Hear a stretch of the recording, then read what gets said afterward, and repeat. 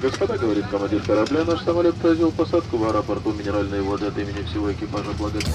So we are currently in the In-Tourist Hotel in Pyatigorsk, having arrived here yesterday from Moscow. We're about to head off to the mountain, which is very clear this morning. We've got good weather, which is good news. We need to keep that up for the next 10 days, and we're going to drive for about 50 or 60 miles, about 5 hours over fairly rough ground towards the mountain.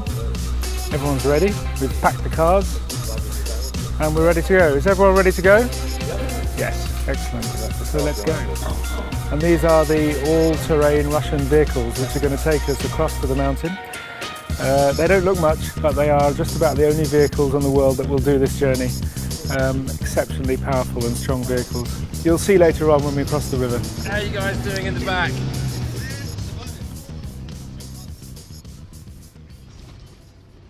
Люди идут по свету, им вроде немного надо. Была бы прочна палатка, да был бы не скучен путь. Но с дымом сливается песня, ребята отводят взгляды. И шепчет во сне бродяга, кому-то не позабудь. Но с дымом сливается песня, ребята отводят взгляды. И шепчет во сне бродяга, кому-то не позабудь. Выверен старый компас, получены карты и сроки, и выштопан на штормовке лавиной предательский след. Счастлив, кому знакомо щемящее чувство дороги. Ветер рвет горизонты и раздувает рассвет. Счастлив, кому знакомо щемящее чувство дороги. Ветер рвет горизонты и раздувает рассвет. Welcome to the base camp on the north side of Mt Elbrus, and we're now being camped here for a couple of days before we go up to the hut about halfway up the side of the mountain. So let's have a look into our base camp and see what facilities we have.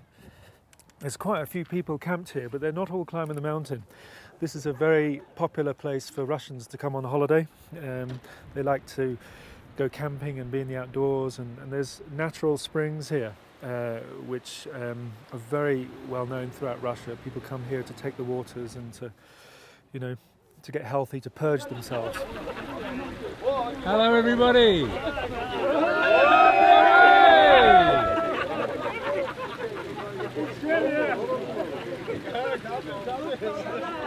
So we hope not to purge ourselves too much, just to get healthy enough to climb the mountain, which means eating well and sleeping well and hydrating well.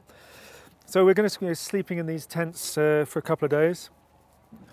And we've got this hut here where we're going to eat. And here's the illustrious group.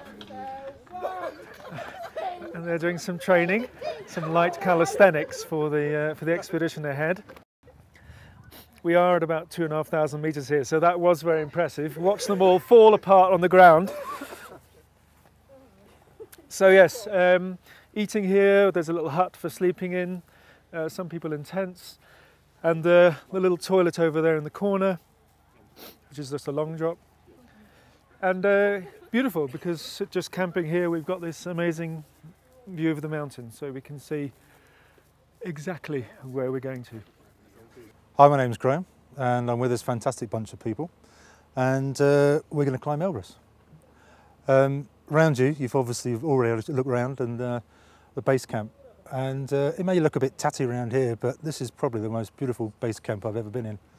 So tomorrow we're up relatively early and heading up to the hut, and as you can see, it's going to be a good day, and we're all looking forward to it. We're all up for it. So we've spent a couple of days here at base camp. We're all acclimatised, we've been sleeping well, eating well and drinking well, and we're ready to go up to the hut to spend a couple of nights there. So heavy rucksacks today, but we don't have to come down, so it'll be about 4 hours up to the hut, and hopefully this rain will hold off. It's sort of spattering, but it's not serious rain. And we're going up to 3,750 metres, and we'll be staying there tonight.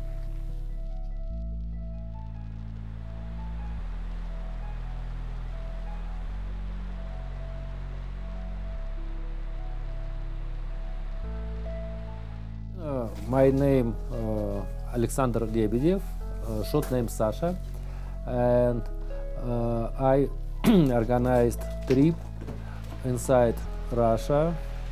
Usually it's North Caucasus, summit to Elbrus. In winter time I write books, guidebooks.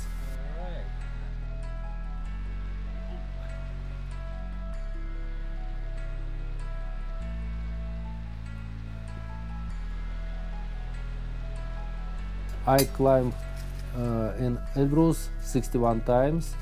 First time it was 1996, and last time maybe 1 week before. Yeah, all okay. So far so good. Beautiful day. This project traverse from north to south. It's real difficult. Because many unusual things. Many groups make traverse from south to north because it's easier. Why difficult? Number one, it's wind, because in our plane we must sleep in rock lens, but sometimes it's very serious wind. For example, in this year, one hut wind take off, and this hut weight about 3,000 kilos. It's example. Yes, and for tents we must be sure about weather. But south face it's no problem, because if weather not terrible, Snowcat it's possible visit to 5,000. Yes. But I know it's difficult. Total it's difficult. Not many. I don't know how many groups make traverse each year from north. Maybe few groups only, and not commercial group. Yeah, it's serious. Okay. But beautiful. Yeah, yeah.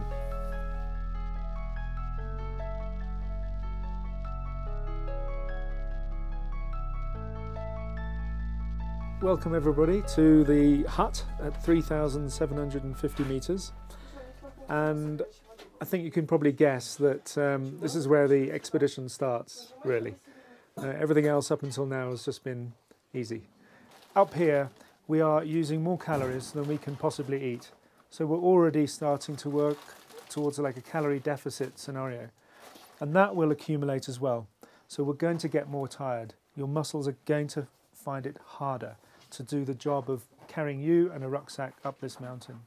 Because the fact is that if the weather's bad, none of us will summit. None of us are going to get up there. If the weather turns bad, we are not leaving the tent. Ultimately, it's how much do I want this summit? Can you pick up the sound from the glacier? Yeah, The sound of that water melting. it's amazing, isn't it? By mid-afternoon, it's so hot here. There's a hidden river under the glacier. It sounds amazing. You can't see it at all. But that's a real torrent going down there. Yeah, it's phenomenal.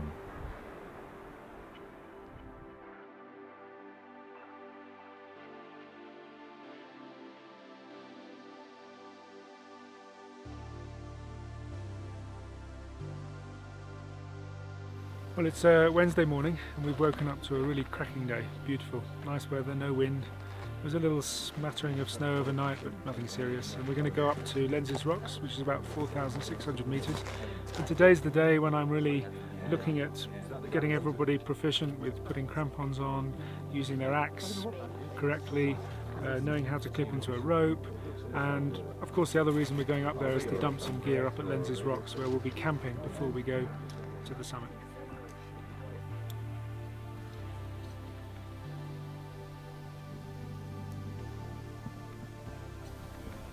Good stuff.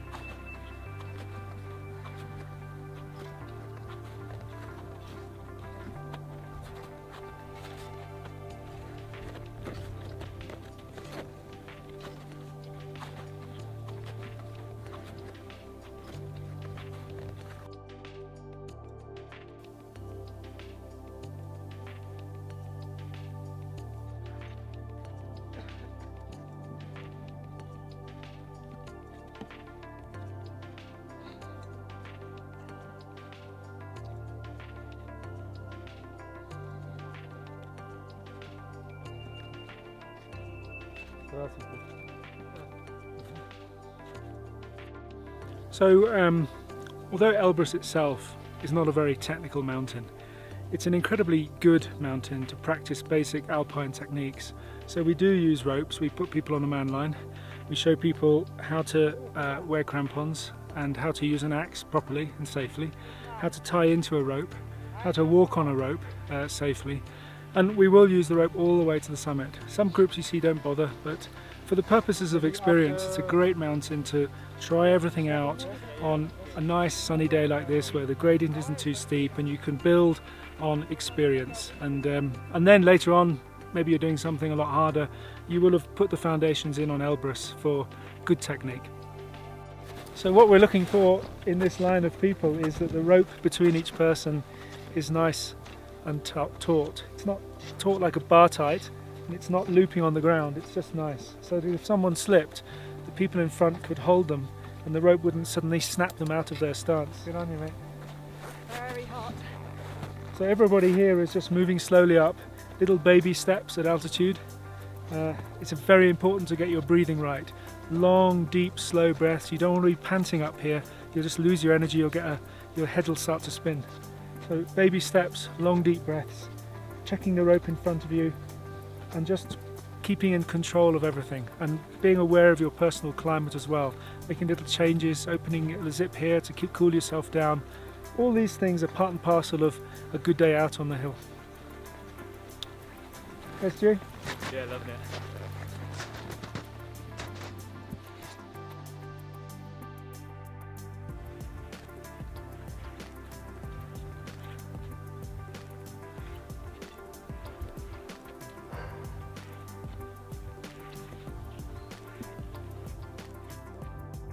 So without checking my altimeter, my GPS, we're at about 4,300 meters here, about 3/4 of the way up to Lenz's Rocks, and the team's coming up slowly behind us. You can see way down there, just at the edge of where the cloud is our hut. We've been going for, let me see, 1 o'clock, about 3.5 hours. We're going to get this far, and there's no doubt about it, at this altitude you really do start to slow down. You're doing about 10 or 15 steps and then you're just catching your breath and then carrying on. But as we go up here, the route's fairly easy. It's like a motorway going up here. The gradient isn't hard, but we're going to head towards these rocks up here, and there's one rock with a sort of cross on top of it, and the campsite, Lenz's Rocks, is right behind there. We're going to dump some gear and then we'll get on back down to camp, because I can already see the cloud building up just on the peaks behind us. So obviously what we want to do to summit is summit in the morning. I'd want to summit at sort of 11 o'clock in the morning, and I'd want to already be off the mountain by early to mid-afternoon. That's the plan. That's why we leave at sort of 4 o'clock a.m. They're doing well. Everyone's coming up nice and steadily. Great team.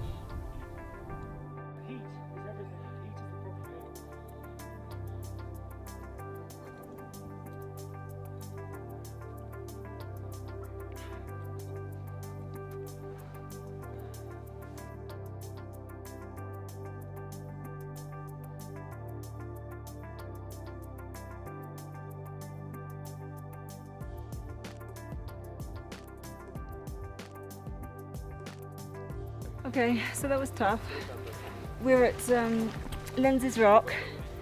That was snow all the way and it was quite a incline at the end. And we're carrying these little mamas. That was hard work, and I'm very tired and exhausted. And here are the others coming.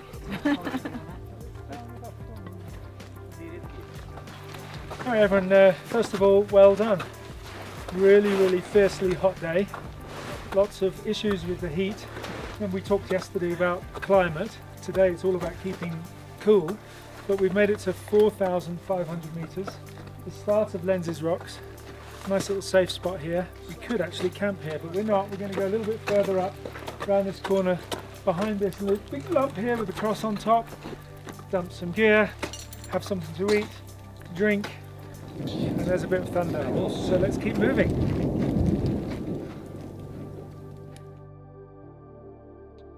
Hi. Well, we've reached Lenses Rocks and 4,650 metres. Good walk up this morning. Everyone found it generally easier. Obviously, they're more acclimatised, but slightly heavier rucksacks. But everyone's in their, in their tents now, getting tea on and cooking and sorting themselves out.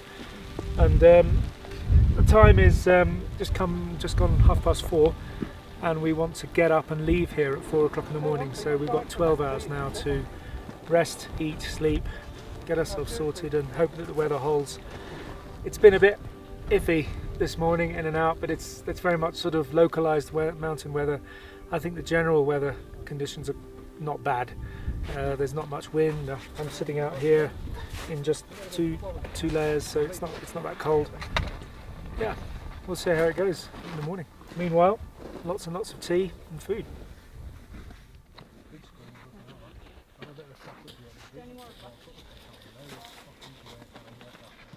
Okay, just packing my bag. It's been a bit windy overnight, but I've been outside for the last hour and it's not cold at all. But I think this wind will blow through in the next few hours. It's beautifully clear outside. See all the stars, and should be good. We just need this wind to just blow itself out. And given what the last couple of days have been like, I think it should do that. But we'll give it a best shot anyway. See how it goes.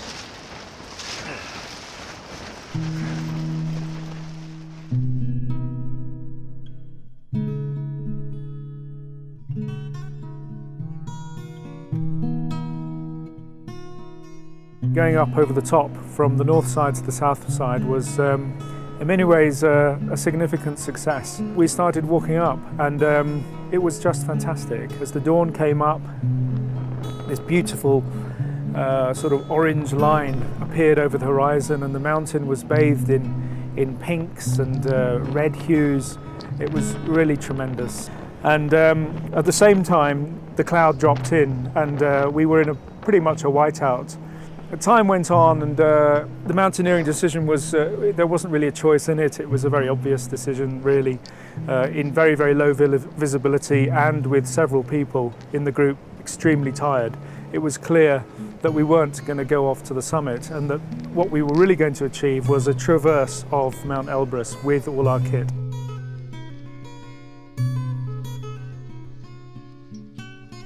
Navigation on the top of Elbrus is very, very tricky. The summit plateau is huge and trying to find your way across it and find your way to the peak and then back off again would have represented quite a risky manoeuvre, even with GPS.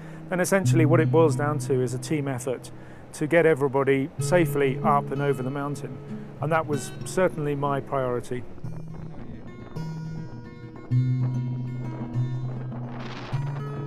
We reached an altitude of 5,400 metres, just above the saddle actually as we came over into it, and the summit is 5,642, so we were just short of the top.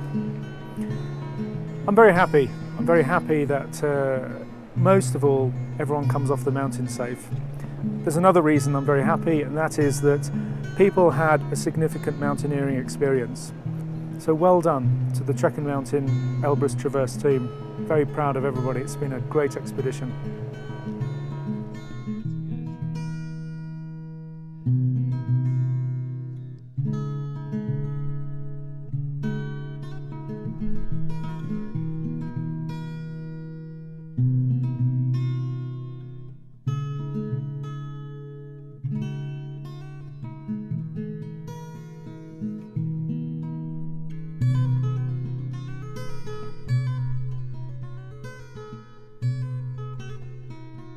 Thank you.